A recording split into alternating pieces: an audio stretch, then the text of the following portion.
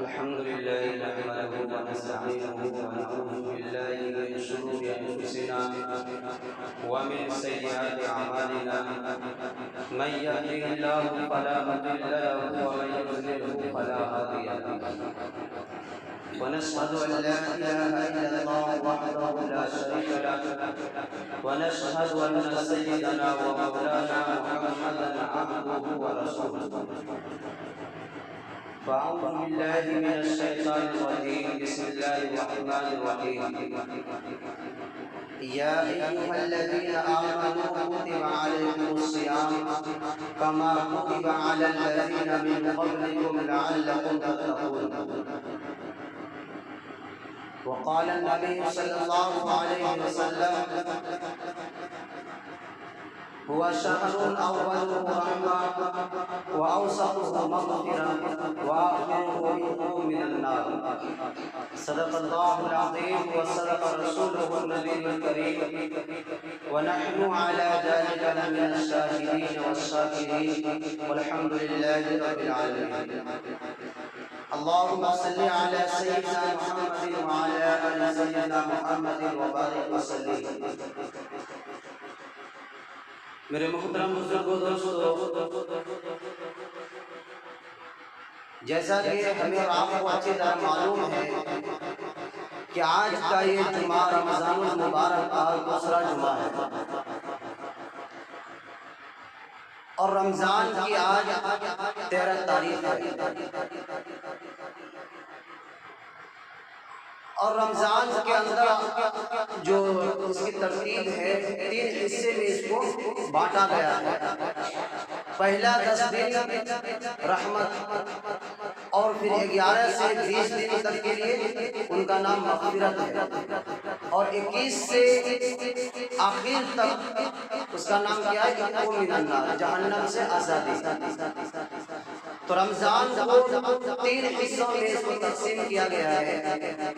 پہلا رحمت کا عشرہ، 10 دن رحمت کا عشرہ تھا، وہ ہمارے ہاتھوں سے گزر چکا۔ اللہ نے جس کو توفیق دیا، اللہ کی رحمت کو لوٹا، اللہ سے رحمت کو مانگا اور اپنے زندگی کو سجایا۔ اور اب جو شروع ہوا ہے دوسرا عشرہ، یہ عشرہ ہے مغفرت کا، یہ بیچ والا عشرہ ہے، اس کو مغفرت کہتے ہیں۔ اس عشرے میں سب سے زیادہ اللہ رب العزت اپنے بندوں کی توبہ قبول کرتے ہیں، اس لیے ہمیں چاہیے کہ اس عشرے میں زیادہ تر اپنے گناہوں سے مغفرت کریں، اپنے گناہوں سے توبہ کریں، اللہ سے معافی مانگیں، کیونکہ رمضان کا مہینہ ہے اور اللہ رب العزت پوری جلال کے ساتھ اس دنیا کی طرف متوجہ ہوتے ہیں۔ ایسی حالت میں ایک بندہ اور اپنی گناہوں سے اللہ سے معافی مانگے، اللہ سے توبہ کرے، تو اللہ کی ذات سے امید ہے کہ اللہ رب العزت ضرور توبہ قبول کرے گی۔ توبہ کا زیادہ اہتمام کرنا چاہیے۔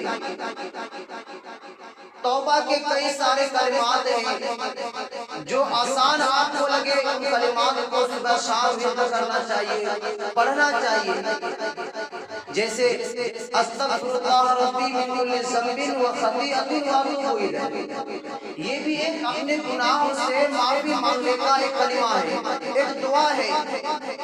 روزانہ کم از کم اس کلمے کو صبح 100 بار اور شام کو 100 بار ضرور پڑھنا چاہیے، اور ایک ایک گناہ کو اپنے ذہن میں رکھ کر اللہ سے اس دعا کو پڑھنا چاہیے، اور من ہی من اپنے دعاؤں سے اللہ سے توبہ مانگنا چاہیے۔ اللہ معاف کرنے والا ہے، اللہ غفور رحیم ہے۔ ایسا ہو ہی نہیں سکتا کہ ایک بندہ اللہ سے اپنے گناہوں پر توبہ کرے، اپنے گناہوں پر ندامت اور شرمندگی کا اظہار کرے اور اللہ سے معافی مانگے کہ اللہ مجھے معاف کر دے، اور اللہ اسے معاف نہ کرے، یہ نہیں ہو سکتا۔ کیونکہ اللہ رب العزت 100 ماں سے بھی زیادہ پیار کرنے والے ہیں۔ ایک ماں کی محبت کا اندازہ ہم جانتے ہیں کہ بچے کی طبیعت اگر خراب ہو جائے تو رات بھر ماں اس بچے کے لیے جاگتی ہے، بچے کے لیے اٹھتی ہے، بیٹھتی ہے، اپنی نیند کو قربان کر دیتی ہے، اس لیے کہ میرے بچے کو کوئی تکلیف نہ ہو جائے۔ تو وہ اللہ جو 100 ماہ سے زیادہ اپنے بندوں سے محبت کرنے والے ہیں، وہ اللہ اپنے بندوں کی گناہوں سے توبہ کو کیسے رد کرے گا؟ اس توبہ سے جو بندہ اپنے گناہوں پر کرتا ہے، اللہ کیسے اس توبہ کو رد کرے گا بلکہ قبول کرے گا۔ اور حدیث میں آتا ہے کہ جب بندہ گناہ کرتا ہے اور گناہ کرنے کے بعد اللہ سے توبہ کرتا ہے تو اللہ خوش ہوتے ہیں۔ اللہ خوش ہوتے ہیں۔ کیوں خوش ہوتے ہیں؟ انسان تو گناہ کرے گا ہی، انسان تو کوئی فرشتہ نہیں ہے، انسان کو گناہ کرنا ہی کرنا ہے۔ جب سے اللہ نے انسان کو بنایا اسی وقت سے انسانوں نے گناہ کیا اور اللہ کی حکم کی نافرمانی۔ اللہ نے آدم علیہ السلام کو پیدا کیا اور ان کی بیوی حوا کو پیدا کیا، جنت میں دونوں کو رکھا، جنت میں دونوں کو قیام ٹھکانہ دیا اور کہا کہ تم جنت میں کھاؤ پیو عیش کرو، لیکن ایک درخت کے پاس نہیں جانا۔ سب جانتے ہیں ایک دن ایسا بھی آیا کہ شیطان کے بہکاوے میں آ کر حضرت حوا اس درخت کے قریب چلی گئی اور اس درخت کے جو پھل تھے جس سے اللہ نے کھانے سے منع کیا تھا اس پھل کو کھا لیا۔ تو وہاں پر بھی انسان نے غلطی کی، اللہ کی حکم کو نہیں مانا۔ تو ہم دنیا میں ہزاروں تکلیف ہے، ہزاروں پریشانی ہے، ہزاروں ٹینشن ہے، یہاں پر گناہ کرنا کوئی مشکل نہیں ہے، آسان ہے۔ گناہ کرنا مشکل نہیں ہے، آسانی سے ہم گناہ کر سکتے ہیں۔ تو انسان ہے، ہم گناہ کریں گے ہی، اللہ کے حکم کی نافرمانی کرنا ہی کرنا ہے، رسول کی نافرمانی کرنا ہی کرنا ہے۔ لیکن اللہ نے کہا تم کر کے ویسے نہیں رہو، کر کے ویسے نہیں رہنا ہے، بلکہ اپنے گناہوں سے اللہ سے مغفرت طلب کرنا ہے، اپنے گناہوں پر توبہ کرنا ہے، اللہ سے معافی مانگنا ہے کہ اللہ یہ گناہ ہم نے بھول سے کر دیا، اس کے بعد اب نہیں کریں گے۔ اللہ اس گناہ کو میں نے کر دیا، ایک ایک گناہ کو پورے سال کے اندر جتنے بھی آپ کے گناہ ہیں، جتنے بھی آپ کے گناہ ہیں آپ کو یاد ہوگا۔ ہم نے کیا ایک سال میں گناہ کیا مجھے اچھی طرح سے یاد ہے، آپ نے کیا گناہ کیا آپ کو اچھی طرح سے یاد ہے۔ آپ کے گناہ ہم نہیں بتا سکتے، میرے گناہ آپ نہیں بتا سکتے کیا؟ نہیں بتا سکتے، کیونکہ جب بندہ گناہ کرتا ہے جو ظاہری اسباب ہے ہم اسے بدلا دیتے ہیں کہ انہوں نے یہ کام غلط کیا، لیکن جو اندرونی گناہ ہے، بعض گناہ ایسے ہیں کہ جب گناہ بندہ کرتا ہے تو اس گناہ کے بیچ میں اللہ اور بندے کے بیچ میں دوسرا کوئی نہیں ہوتا ہے، دوسرا کوئی نہیں ہوتا ہے۔ اس لیے ان گناہوں کو، ایسے گناہوں کو اپنے ذہن میں رکھ کر اس عشرے میں اللہ سے مغفرت طلب کرو، اللہ سے معافی طلب کرو کہ اللہ میں نے اس گناہ کو کر بیٹھا تھا، شیطان کے بہکاوے میں آ کر میں نے اس گناہ کو کر دیا تھا، اللہ آج ہم اس گناہ سے توبہ کرتے ہیں، اللہ آج ہم اس گناہ سے معافی مانگتے ہیں، اس کے بعد وہ گناہ نہیں کریں گے۔ اللہ سے توبہ کرو، اللہ سے مغفرت مانگو، اللہ غفور رحیم ہے، اللہ معاف کرنے والے ہیں، اور ایسا معاف اللہ کرنے والے ہیں کہ اللہ ہمارے گناہوں کو نیکی میں بدلنے والے ہیں۔ ایک ایک گناہ کے اوپر جب بندہ اللہ سے توبہ کرتا ہے، اس توبہ سے اللہ اتنا خوش ہوتا ہے، اتنا خوش ہوتا ہے کہ اللہ فرماتے ہیں کہ بندہ جاؤ میں نے تمہارے گناہوں کو معاف کر دیا، اور صرف معافی نہیں کیا بلکہ تمہارے گناہوں کو نیکی میں تبدیل کر دیا۔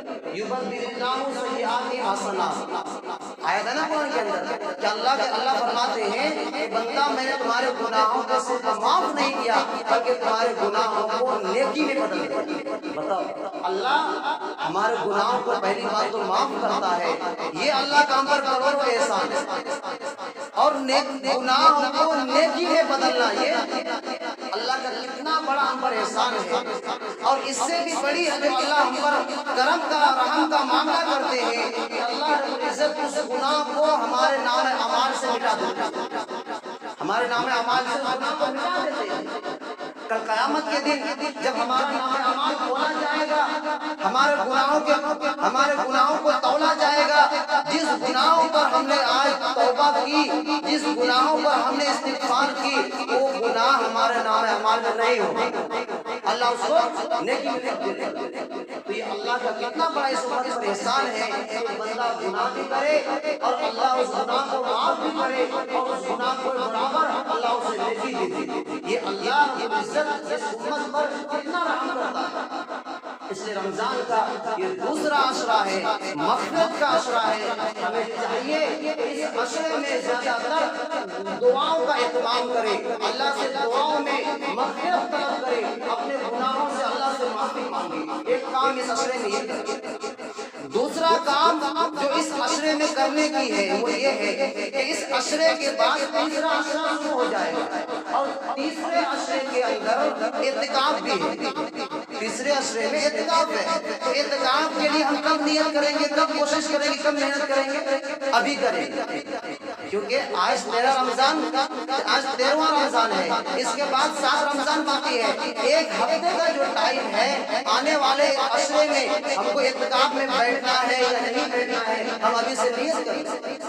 اگر ہم ابھی سے نیت کر لیتے ہیں تو ہمارے نیت ابھی سے ثواب کا مستحق بن جائے، ابھی سے اللہ ہمیں ثواب دیتا رہے گا، ابھی سے اللہ ہمارے نام اعمال میں نیکی کو چڑھاتا رہے گا۔ تو ہمیں ابھی سے نیت کر لینی چاہیے کہ اس رمضان میں آخری عشرے میں اعتکاف کرنا ہے۔ اعتکاف کے کیا مسائل ہیں، علماء سے پوچھنا چاہیے۔ اعتکاف کے کیا شرائط ہیں، علماء سے پوچھنا چاہیے۔ اعتکاف کے کیا فوائد ہیں، علماء سے پوچھ کر ایک ایک مسائل کو ذہن میں بیٹھانا چاہیے۔ کیونکہ بعض دفعہ ایسا بھی دیکھا گیا ہے کہ لوگ اعتکاف میں بیٹھ جاتے ہیں، اعتکاف میں بیٹھنے کے بعد مسائل پوچھتے ہیں، کچھ ایسی غلطی کر بیٹھتے ہیں جو اعتکاف کے لیے بالکل شرعاً ممنوع ہے، منع ہے۔ بیٹھ جاتے ہیں، مسائل کا معلوم نہیں ہوتا ہے، مسائل کا علم نہیں ہوتا ہے، وہاں پر مسائل سیکھتے ہیں، وہاں پر بھی سیکھنا چاہیے، دین کی بات کرنا کوئی غلط نہیں ہے، لیکن کہنے کا مقصد یہ ہے کہ اعتکاف میں بیٹھنے سے پہلے اگر ہم ابھی اس کی تیاری کر لیں تو پورا اعتکاف ہم عبادت کا گزار سکتے ہیں، پورا اعتکاف اللہ سے ہم لو لگا سکتے ہیں، اللہ سے دوستی کر سکتے ہیں۔ ورنہ اعتکاف میں بیٹھ کر جیسے رمضان کی تیاری کے بارے میں نے بتایا تھا کہ نبی صلی اللہ علیہ وسلم رمضان آنے سے پہلے رمضان کی تیاری کرتے تھے، نبی صلی اللہ علیہ وسلم رمضان آنے سے پہلے رمضان کی تیاری کرتے تھے اور رمضان کی فضیلت صحابہ کو بتاتے تھے۔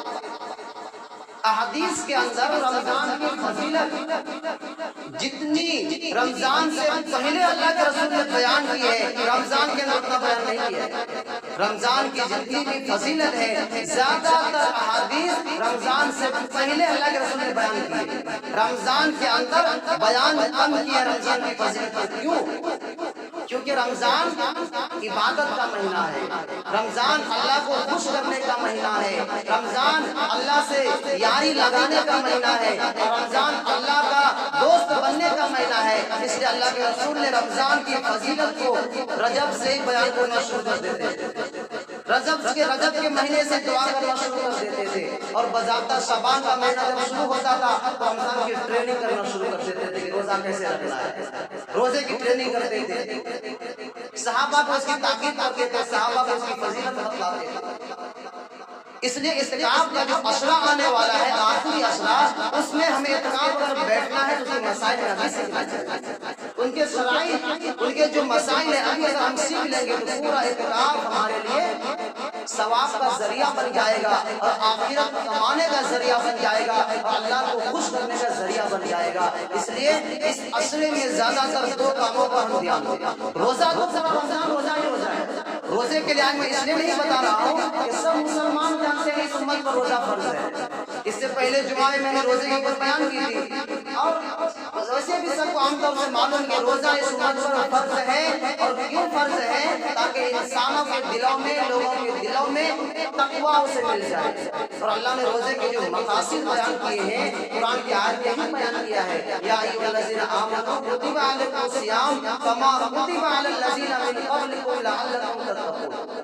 اللہ نے روزے کو بیان کیا کہ ایمان والوں کے اوپر روزہ فرض ہے، اور صرف تم پر بطور روزہ فرض نہیں ہے، تم سے پہلے جتنے بھی امت آئے، جتنے بھی نبی آئے، جتنے بھی قوم آئے، ہر ایک امت پر، ہر ایک قوم پر، ہر ایک گروہ پر اللہ نے روزے کو فرض کیا۔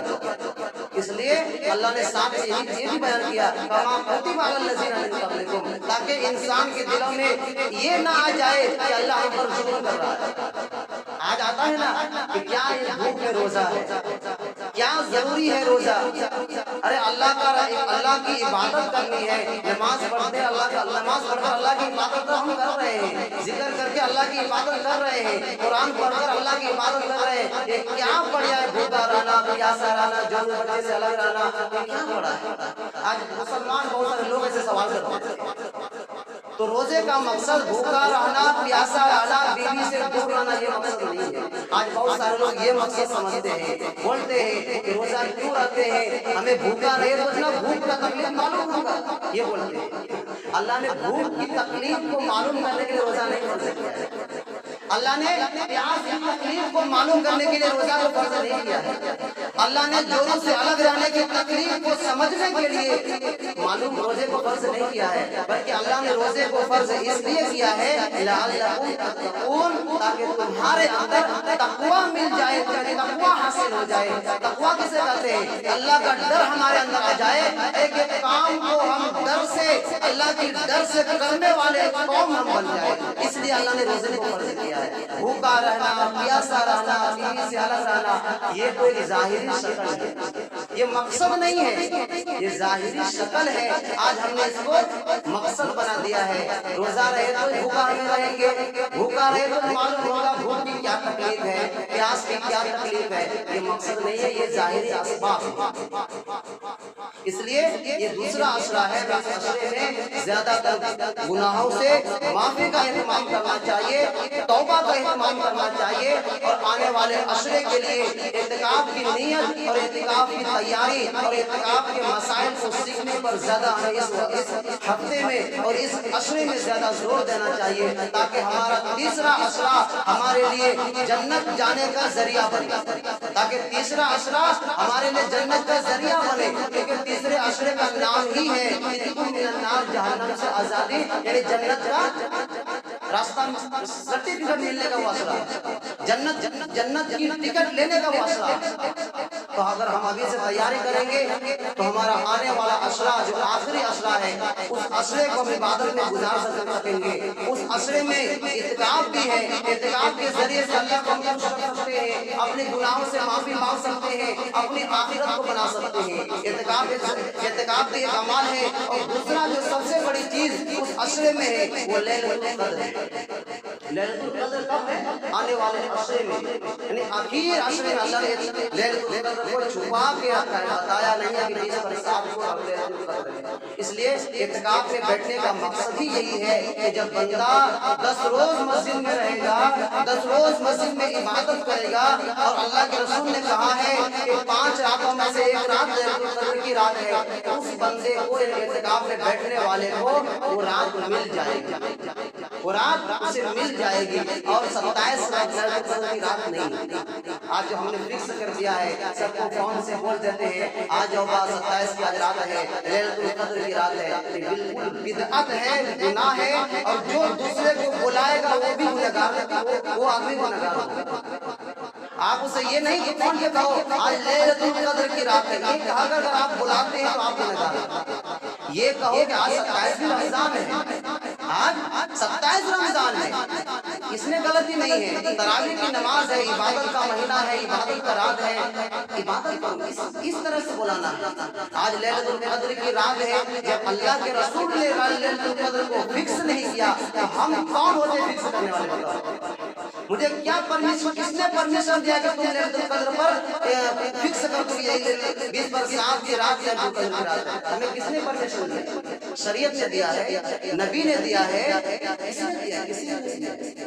اس لیے یہ بات بولنے سے پہلے 100 بار سوچنا چاہیے کہ ہم جو کام کر رہے ہیں، جس کی طرف لوگوں کو بلا رہے ہیں، کہیں یہ کام گناہ تو نہیں ہو رہا ہے، کہیں یہ کام جہنم جانے کا تو ذریعہ نہیں بن رہا ہے، یہ سوچنا چاہیے۔ آپ سوچیں گے ہم دوسرے کو بلا رہے ہیں، اچھا کام نہ ہے، دوسرے کو بلاتے ہیں اچھا کام سوچ کے، لیکن نہیں، یہ کام کے ذریعے سے اس جنت کے بجائے جہنم میں جا سکتا ہے، کیونکہ یہ بدعت ہے۔ اور ایک خطبے میں پڑھا جاتا ہے کل بدعت ضلالہ وکل ضلالۃ فی النار۔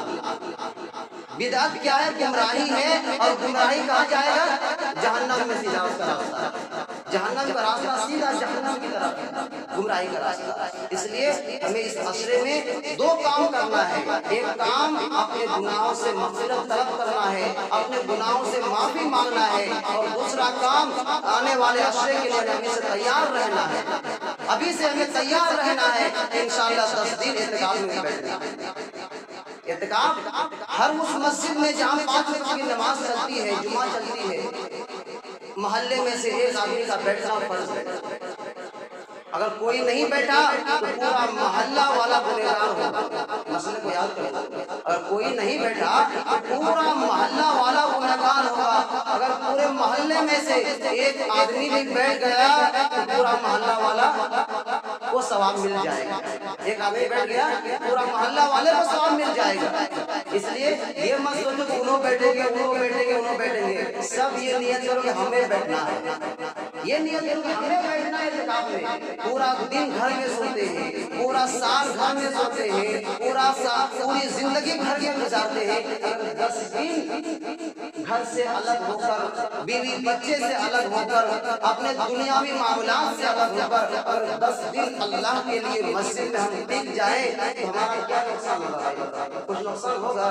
کوئی نقصان نہیں ہوگا، بلکہ اس 10 دن کی برکت سے کنفرم ہمیں لیلۃ القدر کی رات مل جائے گی، کیونکہ اس 10 دن میں ایک رات ہے نا، تو جب ہم 10 دن 24 گھنٹہ مسجد میں رہیں گے وہ رات ہمیں ضرور ملے گا، لیکن کون سا رات ملیا معلوم نہیں۔ اس لیے معلوم اللہ نے نہیں کرایا کہ اگر وہ رات انسان کو معلوم ہو جائے تو مسجد میں جگہ نہیں ملے گا، لوگ لڑائی کر کے مسجد آ جائیں گے، ہمیں اللہ سے آگے بیٹھنا ہے، آج مجھے یہ کرنا ہے، وہ کرنا ہے۔ اس لیے شریعت نے لیلۃ القدر کو چھپا دیا کہ تم ڈھونڈو، تلاش کرو۔ یہ بتا دیا کہ رمضان کے مہینے میں ہے اور رمضان کے مہینے میں آخر عشرے میں ہے، اتنا بتا دیا۔ اس لیے ہمیں اس کی کوشش کرنی چاہیے کہ آنے والے عشرے کے لیے ابھی سے تیار رہے، اور رمضان کے جو آخری عشرہ ہے اس میں اعتکاف ہے، لیلۃ القدر کی رات ہے، اس کے لیے ہم آگے سے محنت کریں، ابھی سے گھر کے جو معاملات ہیں اس کو آگے پیچھے کر کے اعتکاف میں بیٹھنے کی نیت کریں۔ اللہ عمل کی